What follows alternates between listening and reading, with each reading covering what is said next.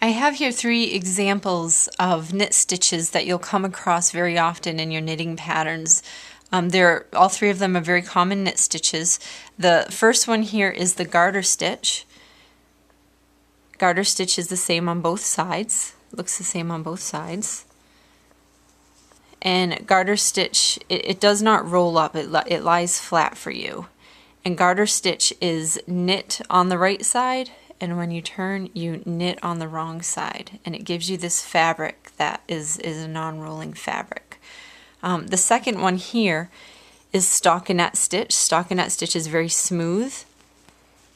You can see the right side of it is you knit across, and the back side of it is where the purl stitches are. That's our stockinette stitch. Here we have ribbing. That's a combination of a knit and a purl stitch. It's very stretchy. You'll often find this on your sleeve cuffs or the bottom of sweaters, and it also does not roll.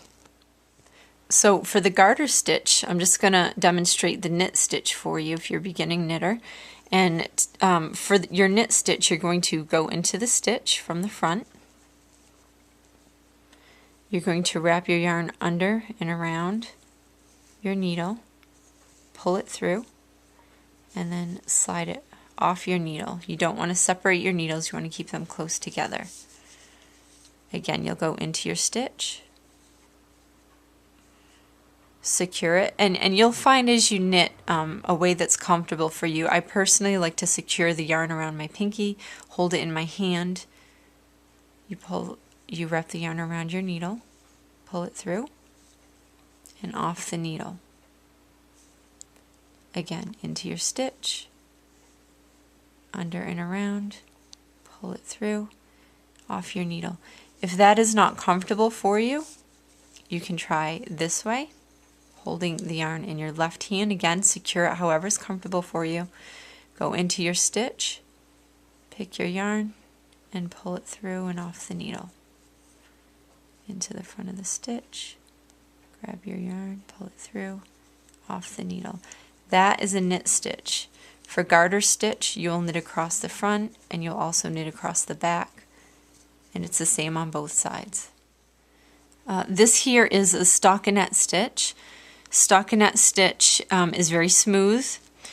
It does have a tendency to roll up, so you'd often do edging on it. But for now, we're just going to look at the stockinette stitch. I just want you to be able to identify a knit stitch. So the knit stitch, you can see here, they look like the letter V, and it's very smooth. And the opposite of the knit stitch on the reverse side is the purl stitches, and the purls look like the bumps.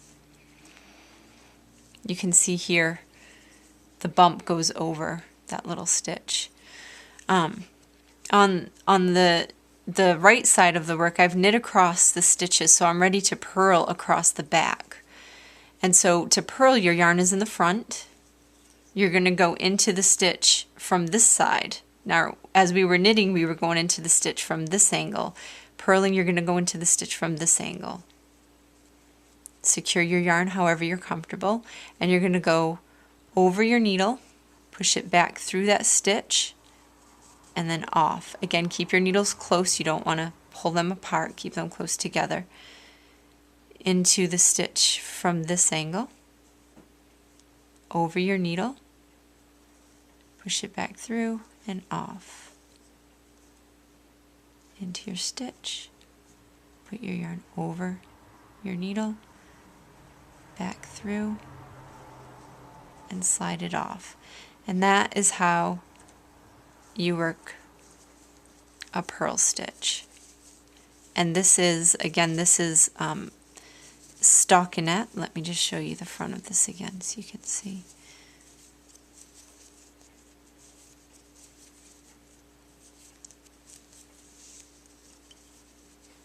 That is your stockinette stitch. The example I have here is ribbing, which is a combination of your knit and your purl stitch. This is a 1x1 ribbing. I have one knit, one purl. And if you look closely, you can identify which one is the knit and which one is the purl. As we looked at in the stockinette stitch, you can see here the V-shaped stitches, that's your knit stitch, And these little bumps, those are your purl stitches. So the ribbing is, it's very stretchy. And you like I said, you'll often find this at the bottom of garments or bottom of a hat or a sweater, or the ribbing on your cuff. So as you work your ribbing, you have to remember to hold your yarn in the back before you work a knit stitch, and you want to move your yarn to the front before you work a purl stitch. So I'll demonstrate that now. So I'm beginning with a knit stitch. I'm going into the stitch from this angle in the front, wrapping my yarn, pulling it through and off. Now before I work a purl stitch, I want to remember to bring my yarn to the front between the two needles. And a purl stitch, you're going in from this angle over your needle, push it through, off. Now to work the knit stitch, bring your yarn back between the two needles to the back, and you're set up to work your knit stitch. You're going in from this angle, your yarn's coming under and over, bring it back through and off.